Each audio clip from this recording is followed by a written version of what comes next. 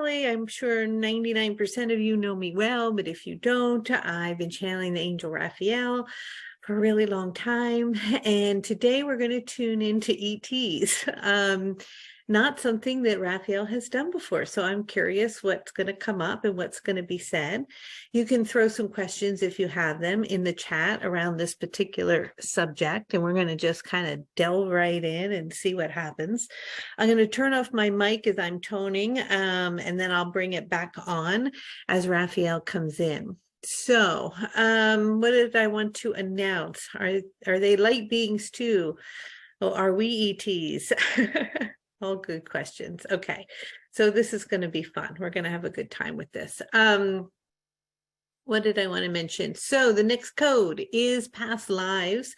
And it's not going to be completely the traditional sense of just looking at our own personal past lives. I mean, that is what we're going to do. We're going to go into regression states in a group. It'll last 2, perhaps 3 weeks. It begins on April 10th. And not only are we going to look at our own past lives and different things that might be bleeding through into our current incarnation and how it could be affecting certain things, relationships, patterns, habits, and all that, but also we want to go into specific lifetimes because many of us have had multiple lifetimes, and tune into times where we were here on the planet and we were living during a time where many of our gifts were really activated and we were utilize them, things that today would seem almost magical, and begin to attune to the frequency of that energy and begin to align with the resonance of it so that we can feel it and begin to bring it forward into this dimension. So that is going to be a very kind of different code than normal. I think it's also going to include working with some sacred sites energetically and some mapping. So if that makes sense to you and grid work and that interests you and past lives, that would be a good code for you. And again, it begins on April 10th.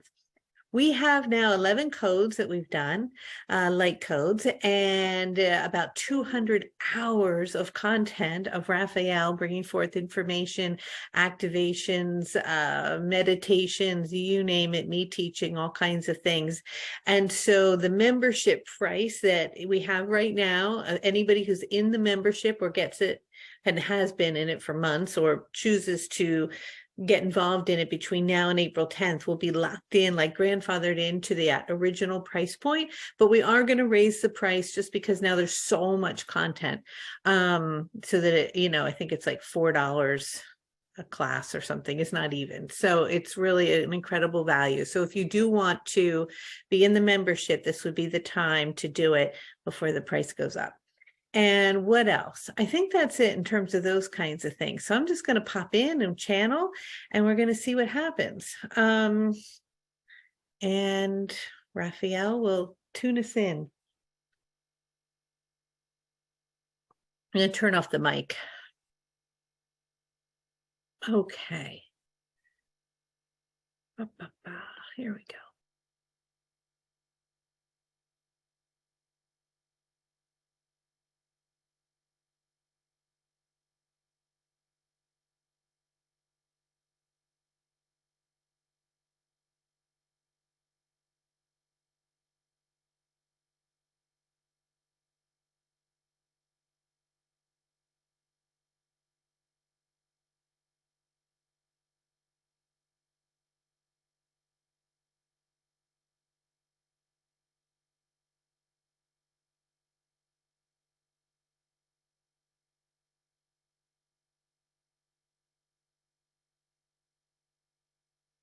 Hello.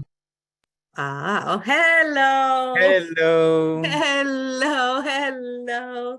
Oh, we are so happy to be here with all of you as always, for we adore and love you from our place and perspective, and are here today to talk to you about whatever it is that you are wanting to talk about. And there are many energies that are here and are arriving to be supportive in this questioning questioning and curiosity that many of you have around these different beings. And there is a particular energy that has been very supportive in your light codes, as he has and she, for there is no gender in their energetic vibration, although it vibrates at certain different levels that you may associate with that, are here and may choose to integrate into the energy or perhaps translate what they are wanting to say, as I shall bring it forth as the better resonance with the energy that you know as Kelly to bring forth their messages today. And so, hello. Hello. So, Raphael, today we're talking about extraterrestrials, right? And we're curious about who are extraterrestrials and why are they interested in Earth? And are they, and how do we communicate with them?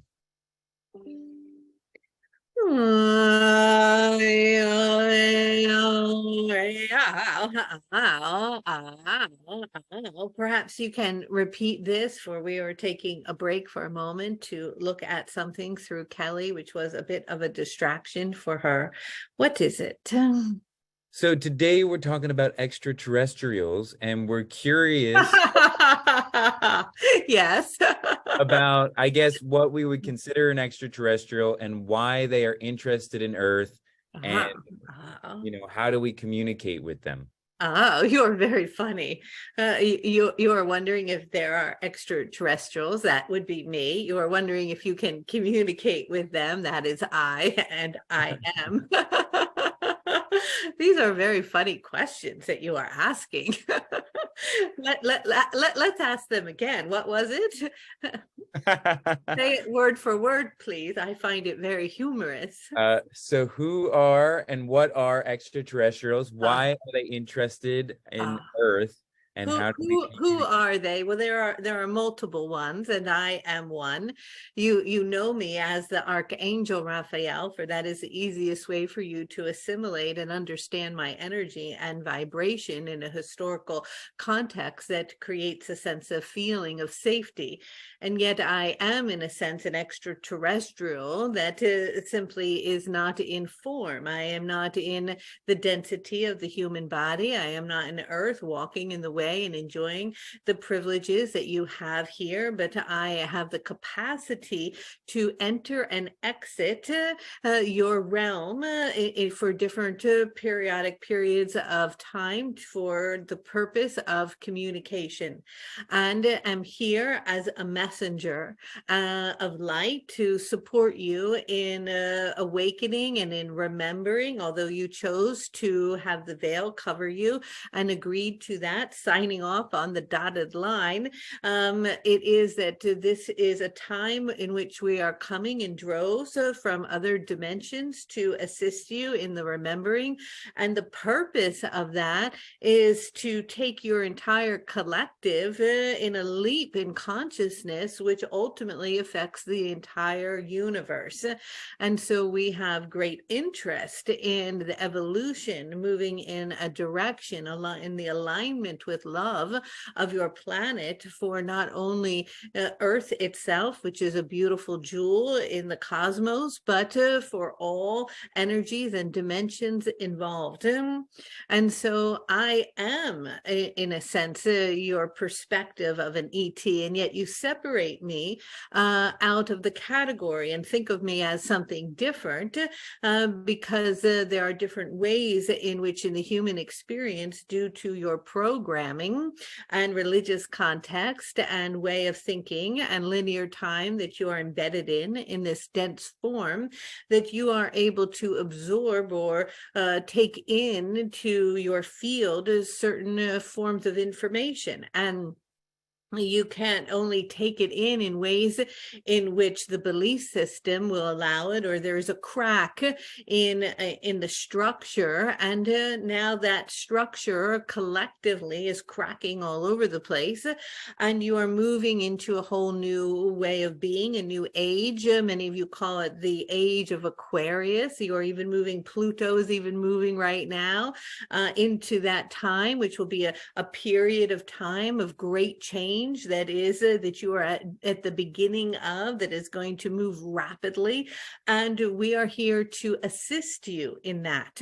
And so you could call me an extraterrestrial if you were wanting, and some of you might shriek at that and not want to align with it in that way. And so my majestic wings and the light emanating from my halo and my golden robe is more comforting, and I am that and all of that and more. But I am also you, and you and I are one and are the same and originate as always and continue to reiterate from the same source. And so there is no difference between who it is that you are and who it is that I am, other than the fact that a part of you decided and courageously voyaged down into this dense place of deep forgetting, where the veil closed off from you to have this experience to move through linear time and to go through the evolution and the awakening of your own individual soul, as that it returns back into other aspects and higher aspects of self, and then of course back and merging with the source itself, in which the entire universe, the vastness of everything, is held within.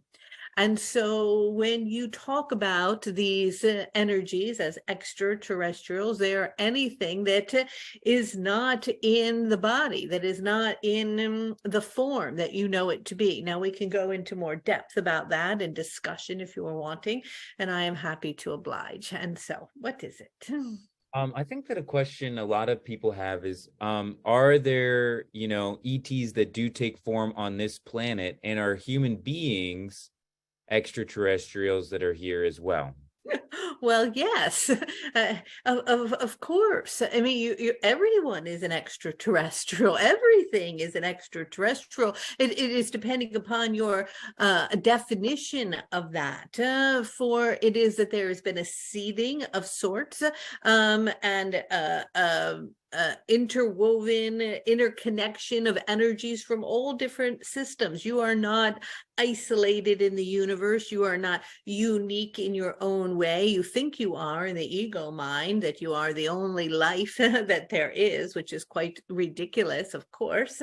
And it is that you have limited perception from the choice that you made to be in this particular frequency that vibrates at a state that only allows a certain amount of perspective and understanding and perception. And so that does not mean that there isn't more perception. Now that's going to change.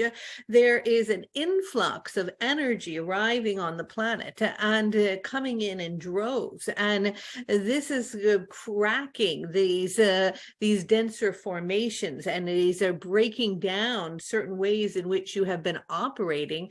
And as that light continues to come in, there will be more unveiling, unveiling, or recognizing or remembering or seeing things that perhaps in the past you could not perceive from your perspective. There will be a shift, a change, an understanding, a knowing. And so, yes, there are other energies that you call extraterrestrials that are not in the same vibrational spectrum that you are in. They are on a different wavelength, and some of them are vibrating very high. And because of that, their wavelengths are different, and their ability to bleed through into where you are and to then zap back out for purposes of exploration, for support, all different things is possible and is occurring. Now, your capacity to be aware of them, to perceive them, to feel them, to recognize them, to talk to them is all something that you are beginning to remember, to have the capacity to do as you are awakening more. But of course that they are there, and of course that they are, for some of you, you are very much more immersed in their energy, more connected to them, and others of you are what we would call more earthbound, meaning that the cycles in which you have repeated have been more oriented to the earth, and you are very grounded in this experience as you are continuing to evolve your soul, and you immediately report back to earth, meaning that there's a short period of time in between lifetimes, or there is no time. So we're trying to share this information with you from the perspective of linear time, in which your language allows us to communicate with you. But it is that there is the all presence of all now where you are in that moment, and there is an opportunity or a calling in which you have a chance, if you are wanting to be privileged enough, although you may not think of it that way right now when you're in earth, because the earth plane can be dense and there is a lot of polarization. There is a hardship and suffering and a lot of understanding and opportunities for growth here, and it is not always easy. And so when you make the decision to come, sometimes you're in a bit of forgetting about the challenges that take place by being in the earthly plane itself. But you are coming from another dimension. Now, does that mean that you are an extraterrestrial? It depends on your definition of that. All of you are. You all got here somewhere from somewhere other than here. And so does that mean that you are from outer space? How do you perceive that? You are coming from source itself. Is source itself an extraterrestrial? How are you defining that? You have made in your mind a defining of extraterrestrials in a certain way, but ultimately everything is a part of that, because it is all one thing. There is no way for you to separate that.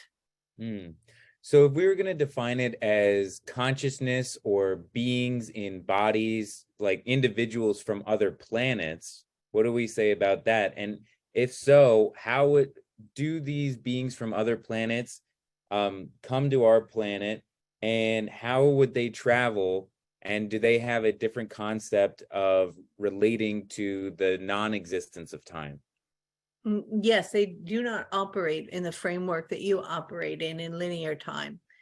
Absolutely. Now, they arrive in places where there is an opening for them to come. Often you know these places to be portals or vortexes, you call them. It's convergence energies where it's easier for them to enter into your field, or in a sense dimension, where there is water under the ground, where lines are converging, where there is crystal that is amplifying the energy, there's support. And then once they've come through, they can travel around. They don't have to always come through that. They have to come through in those entrance points. They're almost like airports for them. And then once they're in the system, they can dart about, and they come to understand, to connect, to make connections, to work with, to evolve, to teach. And they have a great interest in the earth succeeding in its experiment, in a sense. We don't, sometimes it's difficult to use that word, but it's very hard to convey these concepts to you in this language, because it is not operating in the same way.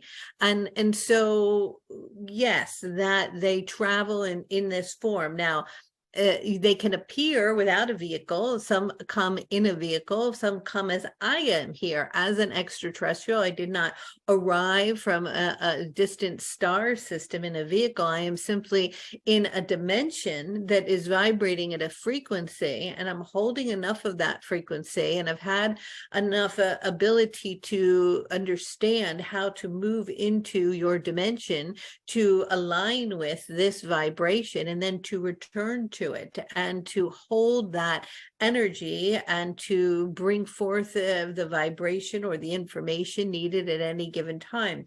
That is often while you're listening to me, you will fall asleep, or you can't really focus on what it is that I'm saying, because I'm vibrating somewhere other than what you are familiar with, but it is supporting you in the evolution of your energetic field and your soul and your being. And we talked telepathically, I guess would be the word you would use. We communicated, we sent a light to one another in a deep understanding that the vibration that I hold is one in which you are in resonance with, meaning you are in my soul group, you might call it. And as you are here on the planet, you would come in contact with my frequency, and that frequency would stimulate something in you, and that stimulation would awaken parts of you to support you on your journey here that you have descended into this dense realm to enjoy, so that you may meet each moment with love.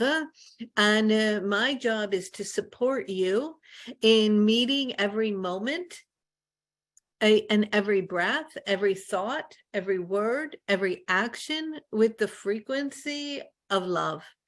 And it is that is why I am here. But I am not separate from you, nor are the extraterrestrial beings, as you call them. And so they, just as there are infinite species on your planet, there are infinite dimensional beings, and they come in different forms, such as a tiger or an elephant or an ant or a plant or a flower or a human of a different race or so on. There are so many billions of different ways to be held in form. It is no different for the galactic beings, and they also come from different systems. We have different perceptions. They have different forms. They might look like an elephant or a tiger, meaning they might look tall and luminous like the ones that are here today, the Syrian elders, who resonance and vibration align with Kelly, making it easier for them to communicate. Or they may look very different than that.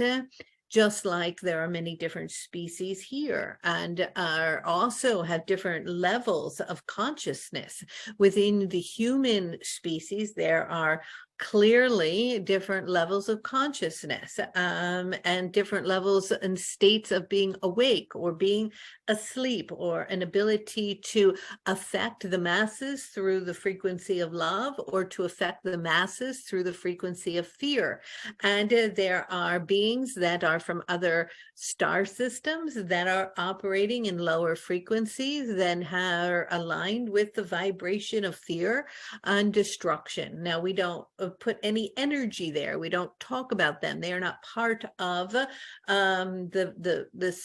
vibration or the ray, the band, the sequence, the resonance of energy that I am operating on. Doesn't mean that they are not a part of the larger band, and then eventually they are enveloped and they are absorbed back into source, and they are loved unconditionally, as all energy is, whether it is labeled as good or bad or light or dark. And depending on, you ask about these beings because on some level there's this resonance of fear of them because it is unknown to you. And your cultures have sent out wavelengths of things to convince or to bring fear of them. Now, like anything, if you are in resonance with that energy and you are giving it a lot of attention and you are focusing on it, then that vibration may arrive because it is resonating like a tuning fork with something inside of you. And that gives you an opportunity to have a mirrored reflection of it, to grow from it, to face a fear that you may have. You may come to the planet knowing, as you're looking at your field prior to incarnation, as you're scanning the sense of your whole energetic being and being scanned by higher dimensional beings that are your guides, in a sense, that are supporting you in the evolution of your soul, you may find something in your field that is still really deeply resonating with fear. And you may choose then to come back, to descend, to come into the womb and to have a human experience where you experience experiences of fear in order to transcend them, in order to have the opportunity to evolve and to move through it, through the willingness to be present with it as it arises, and through that to then meet it with love. And so ultimately, you are here to continuously have an opportunity to meet every situation, every moment with the vibration of source, which is love itself. Thank you, Raphael. And so one last question about that, and then I'd really like to talk about soul groups. I found that really interesting. But a question that we have here is, so what influence do these energies from, that don't live and exist in flesh on this planet, how do they influence technology and our governments and global politics? Oh, politics and religion. Very funny. Well, it is that they have been here many times. They come in cycles, bringing information and technology. They have a great interest in creating free energy. For free energy across the globe would eliminate a lot of what is perceived in this moment of your timeline as a problem, and begin to create a deeper sense of equality across the globe. They have the capacity to do this, and they far beyond that. They've been able to do that for a long time. They have come at different critical junctures in your history and have taught and brought forth ways of understanding, of building, of architecture, of agriculture, of seeding information and technologies. And as you are moving now from Pluto into Aquarius, technology is going to move very rapidly. And there is going to be a leap in the evolution and the scientific community and the technological advancements and the capacity of that. But fortunately, it will be matched with the vibration of Aquarius overall from the constellations, as it brings in a deeper sense of humanitarianism and looking at the collective as one unit and as a whole for healing globally. But with that, there can be a deception that can come in that can face itself to give the perception that it has the best interest of the whole, and yet it is operating in a deceiving way. We call that the trickster. And that energy wants to maintain a certain way of being that allows them to maintain and operate from a large ego field of the deep materialism and consumerism and greed, which has wreaked havoc on your planet and is caused a deep imbalance in your ecosystem and is deeply concerning to beings. Not only you, of course, you are concerned as humans, but also from the larger community and the cosmos, the galactic energy, perhaps, is a way to share it. And so they are coming in to bring forth into those who are operating from high states of consciousness information, so that that information can be shared and utilized, as there will be what we call a splitting of energies, meaning there will be choice points or pathways that will arise in coming decades to choose to move with this energy, but one will have to be in keen, or what would be your word, very adept at discerning vibration and energy and working with them. One of the things that we do with the codes is we help you navigate, feel, sense energy, how to work with it, move with it, connect into different aspects so that you become more of a master of this, because this will be a very important gift to have, an important thing to be awakened within you as you move ahead. And so certain technologies are going to be very prevalent and supportive in the healing of the ecosystem, in the technology of healing of the body, of many things. But they also come with the other side of the coin to them. And they can be manipulative, they can be controlling, they can have mind control, they can disconnect you from your reality and begin to plug you into something that is artificial. And this can be dangerous. And so the importance of an elevated consciousness is essential during these times, so that there is a balance of being able to maintain your sense of sovereignty, autonomy, understanding, connection to nature, and to your reality that is separated from what I've talked about from the beginning, the black box. And at the same time, those technologies are also, in their innovative ways, can bring great positive change for many across the globe. Thank you, Raphael. I think what really stuck in my head was this whole concept of free energy for all. I was wondering if you could key us into that a little bit, of how that would be possible. Well, there are many technologies that make this very possible, but they are suppressed. Sadly, there are many technologies for many things that are suppressed. And so we steer away, and always have, about talking about things around your government or conspiracies or all of these things, for this is not an agenda that we like to align with or to give energy to, because then you're going down a rabbit hole of me against them, and it's nothing really about evolving the consciousness and operating from love. We ask you to just keep meeting the energy in every moment with love. And as long as enough of you are doing that, your frequency outweighs exponentially that of those that are holding a lower frequency, that are trying to hold the grips to maintain a structure and a hierarchy that is no longer serving the collective.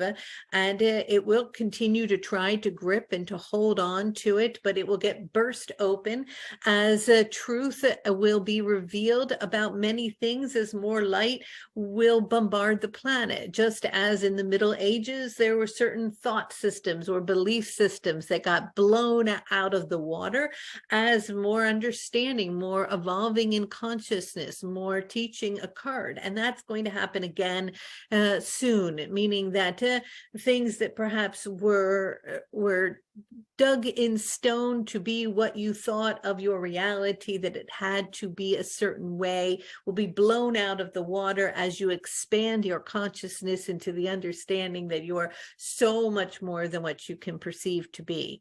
And so with that evolution in the consciousness, and with that light coming in, and with that revealing of that, and with enough of you holding that love, those technologies will not have the privilege any longer of being suppressed. They will surface, and they will be put into the hands of those of a high vibration who choose to share it. Now, how long it will take in your linear sequence, because where we are, it has already happened, we do not know. That is dependent upon the tree branches of the different possibilities of choices that are made by the collective human race along your journey. And that is your decision due to the capacity of free will. But ultimately, that is where you're headed. That is what will occur, and that is already accessible to you at this time. Great. So how does Earth's consciousness leap affect the entire universe? Can you tell us more about that? Well, it's all interconnected. So as everything is inside of you, but you are unaware of it as of now, because it would be completely overwhelming for you to be conscious right now of who you really are. That is why the veil comes down as you enter into the womb of forgetting to move through the human experience. Because if you are aware of every life you had and every being you've met and every being on every other planet, and that the sun itself is inside your body, all of the light of the sun and all of the energy of God itself is within you, doing a daily task of getting your email caught up would be difficult. And so it is that you are all of those things inside of you, and the same is that the earth is inside of and a part of everything in the universe, and there is no separating that.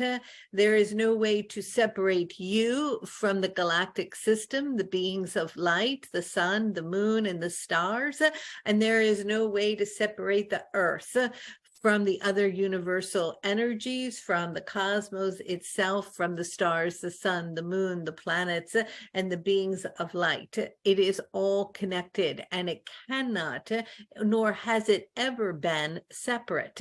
It is an illusion that you are separate, for you are not. And so, of course, a positive outcome, moving in the upward spiral direction of higher frequencies, aligning with love, is a rippling effect that is felt throughout the universe as the earth makes its ascension. And so there are galactic beings, or we will even tell you there are different races, in a sense. So we don't like to use that word, but pods of energy and starships and all over your planet that are doing what they can to assist in that. And then there are energies, unfortunately, that are of a lower frequency. And so it is the old tale of a battle, in a sense, of the light and the dark, but we don't perceive it that way, because from our perception, it is all one thing. But it is that you had descended into what is perceived as darkness, into such dense energy, but that is not that means it is bad or that it is negative. It is just part of the whole, and it is also a part to enjoy and to experience, whether you label it as good or bad, all that comes with the humanness. And that energy and how it chooses through free will to evolve by choosing in every moment the choice of love, rather than the choice of fear, has a rippling effect across the universe itself. And so how can what is occurring here on this jewel of a planet that you know as Earth not affect the collective of all beings in all that ever has been and ever shall be? Right. That makes sense. So something that I want to ask about, which is, always kind of confusing with the concept that we're all one, yet there is separation. When we start talking about past lives, how are those lives connected to us as individuals? Does an aspect of our soul retain individuality throughout lifetimes? Is it experiencing it simultaneously while there is no time all the time? How does these soul groups work and past lives work? Well, you are in your past life right now and in this life, and they bleed together because they are all in this now moment. But conceptualizing that from the perspective of the operational field that you are in with gravity and time is very difficult for you to grasp, but it is all occurring. And it is that you now are pinpointed into this, locked in right now. You're locked into a particular aspect of a vibration. And within that vibration that you are locked in now, there is linear time, and you are moving through it to explore it and to evolve and to grow. And simultaneously, the soul's experiences that it has had in what you perceive as other lifetimes are also in the past from your perspective of where you are here, but are also occurring now. And so it is that, yes, there is an aspect of you that is the individual soul, that is the imprint of you, that you know yourself as you. And that is much more identified with the denser you are in frequency, such as here on Earth. And as you evolve through the dimensions and the frequency raises, your ability to hold that sense of identity lessens, and eventually it floats to a point of absorption into source, and folding back into the oneness. However, that cycling of the individual can continue in a sense infinitely, and is a piece of the whole, a fragment, a fractal pattern of the holographic energy of all that is, and it is you. And then you can identify with it as a soul, is the name that you have placed with it, and it evolves and moves through different experiences, partly and in between times, in between lifetimes, in between incarnations, whether they be on Earth or in other places, as an energy that is like a fingerprint or a snowflake that is who you are, and it resonates with something, and there's no way to get away from it. It encompasses and records and is aware of all of you.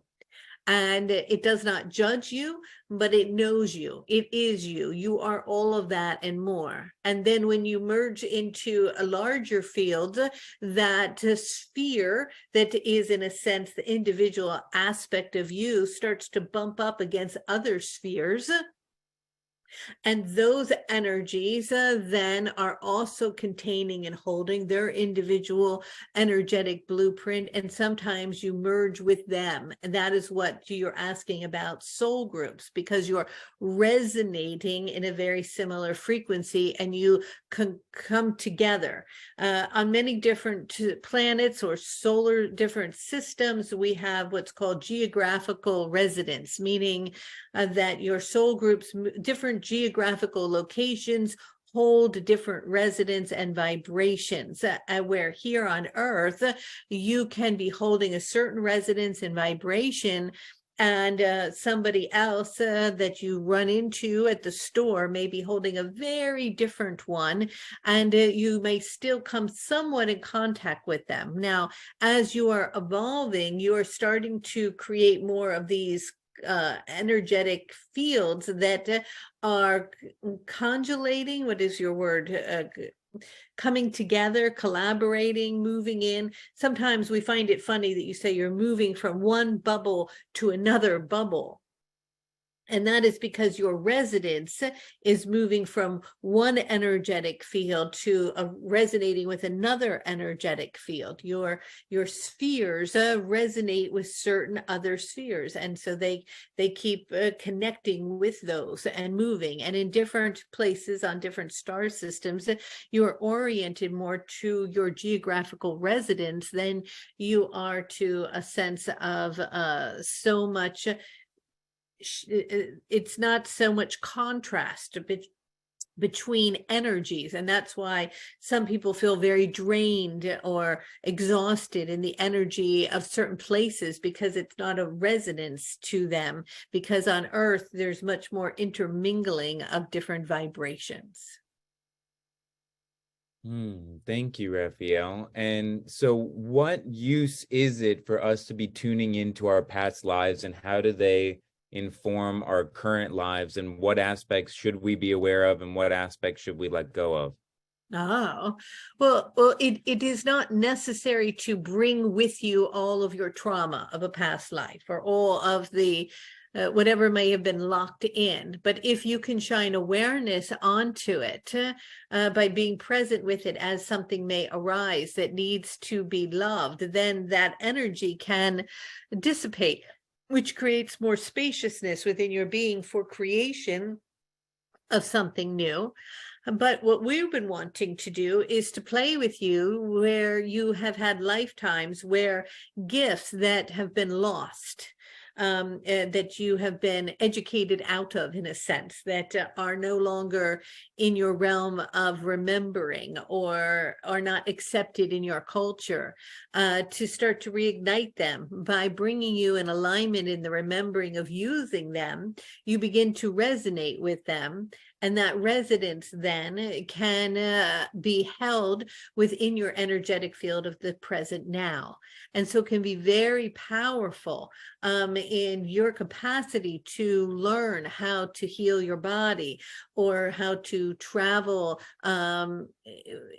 astrally, I guess would be, or to bilocate, or a quickening in your manifestation skills, or your ability to communicate more telepathically, to have greater discernment, to be aware of aerial views, to understand archaeological sites, to remember ancient texts and teachings, and to utilize that information for the greater good of the universe, to support in the building of the new earth. All of these things, it will help you in your current what would be your word that you call these things, job, or relationships, or in your health, or whatever it may be, because you will be absorbing, integrating, and revitalizing ancient rememberings that, let's say you're a doctor, will help you when you're with your patient to sit with them.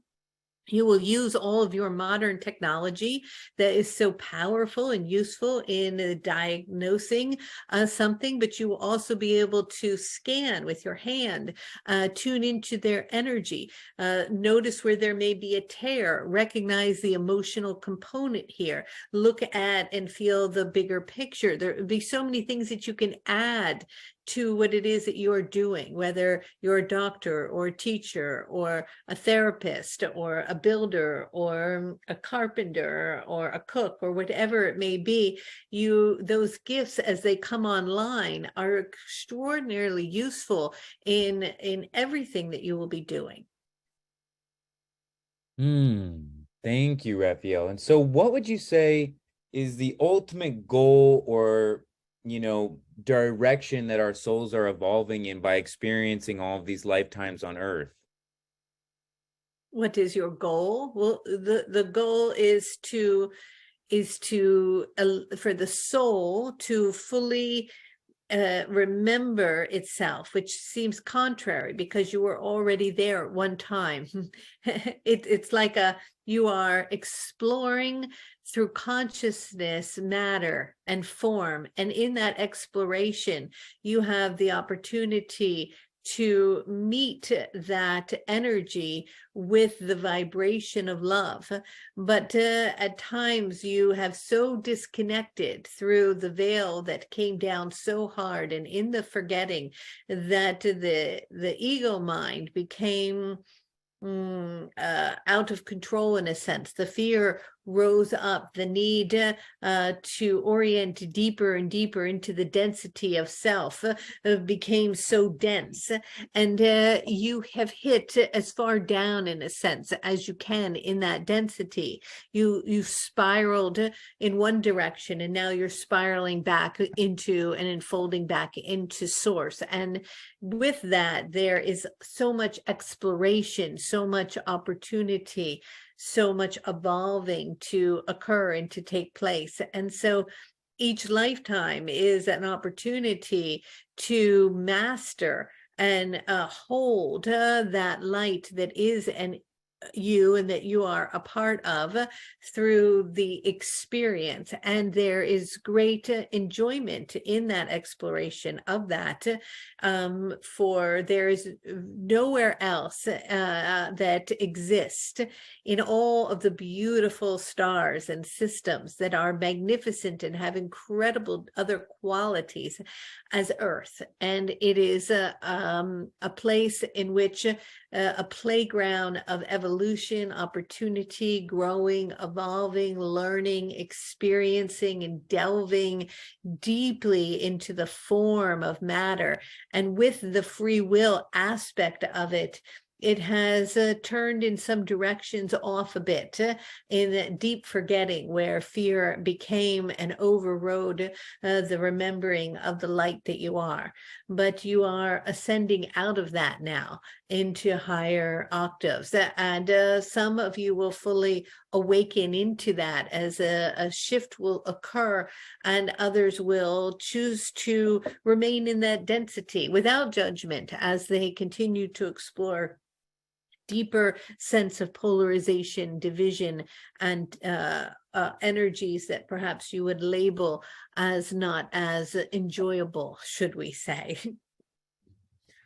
Interesting. So, we talk about the ego and how the ego is kind of responsible for, creating more density than necessary and kind of took over a little bit. What is the proper usage, or the most effective usage of the ego in order to use it as a tool in our evolution to merge back to oneness? What was it designed for in the first place? It is an operating system that you, as higher states of consciousness, use as a guidelines in navigating what you perceive as linear time. But what has happened is that you have forgotten that you are the guiding force of that, and you have allowed the mind to dictate the program rather than higher states of consciousness. And so it is the remembering of that as you awaken to the chatter of that, becoming the observer of it, detached from it, and utilizing it as the tool as you operate from the heart rather than the mind. And the ego becomes a navigational tool to support you in the unfolding of particular tasks that may need to be taken or done in a certain sequence in the linear form for creation. But that is all it is. It is not, it is your servant, and it has become a master, where the heart is the master and the ego should be the servant. And how do we cultivate a strong relationship with the ego in its proper position in kind of the hierarchy of decision making? It is becoming more in alignment with your true nature, with your heart center, with coherence within the heart, through practices of meditation and stillness, observation, and a place of perspective of the witness to that, becoming awareness itself, conscious, as we often say in meditation, becoming conscious of awareness itself. And what would you say is the resistance that the ego has to surrendering to these higher states of consciousness? Fear and an unwillingness to meet what is uncomfortable, to escape, to hide from, to avoid at all costs that in which it does not want to feel. But in the willingness to face that, which is actually fear, and to face that in the presence of a moment, that moment is fleeting if you are able to hold conscious awareness with it long enough to feel it and recognize that it is nothing actually to fear at all. And with that, the ego no longer has a grip. For it grips upon you when you give it energy, in that you are unwilling to face or to fear that in which you don't want to see or look at. So what technique or mantra or activity should we do in order to give courage to our egos to step back, to surrender and facing this, to trust, the higher aspect of ourself? You want a complicated and a beautiful explanation to that, but it is nothing more than stillness, meditation, presence, awareness in the now. And in that stillness, it will eventually calm down and surrender. Yes, in your willingness to choose in every moment love. Can I choose in this moment love? Can I choose in this moment love? love for someone else, love for myself, love for the feeling I'm having, love for the fear that's arising. Can I choose love now? Will I choose love now? Mm-hmm. And Raphael, I think something that's really important is I want to get clear on what the definition of love is, because I think that we kind of put love sometimes in a box and don't see other things that are love as love and only have love as this cozy, cuddly thing. I was wondering, if you could tell us a little bit more about the nature of love, what is love and what is not love. Love is unconditional, but it is unconditionally to self and to others. But that requires in linear time in your presence also that in which many of you have disconnected from as love, which includes power and boundaries. And so it is aligning with your true nature of what is your truth, whatever that may be, and being in alignment with that. So love is being in alignment with the truth. And how do we discern what is the truth and access the truth and break out of the illusions that cloud the truth? Stillness. Because it is the ego mind that deceives you of what is true. But it is in the conscious awareness of that emptiness of nothing in the presence of now that you will understand and remember as truth reveals itself to you without an agenda of the ego, what you think it should be.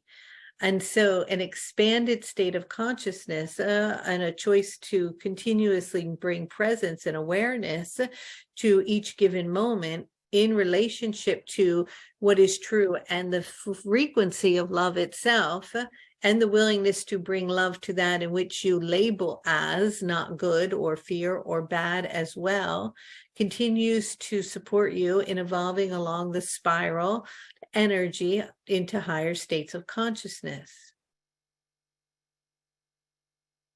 Beautiful. Well, do you have any last things that you want to share about love, about the evolution of consciousness on the planet, about past lives, or how we should go about the rest of our day today?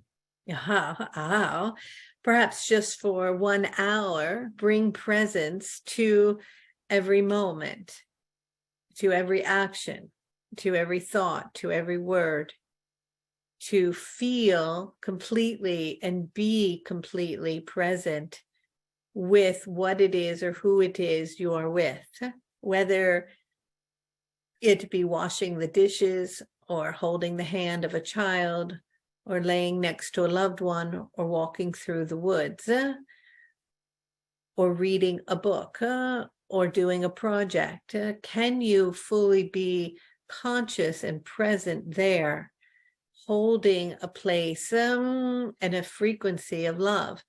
And when you are there, if a fearful thought or anxiety or stress arises, can you continue in the presence of that moment to meet that as well with love?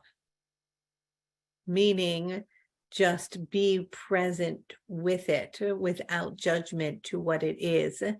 And with that, the support of transcendence occurs into the wholeness of remembering, and which opens up spaciousness to expand time in the remembering of the expanded infinite being that you are. And so with that, from my perspective and the angelic realm, beings of light and extraterrestrials, we bring and send to you all of our love as it radiates from our hearts into your hearts, pulsating as one unified field of light. Many blessings, much love, and good day.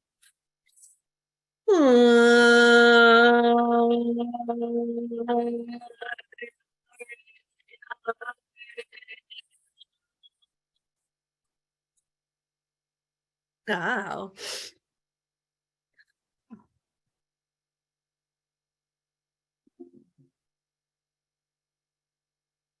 All right. Great. It's always fun to talk to Raphael.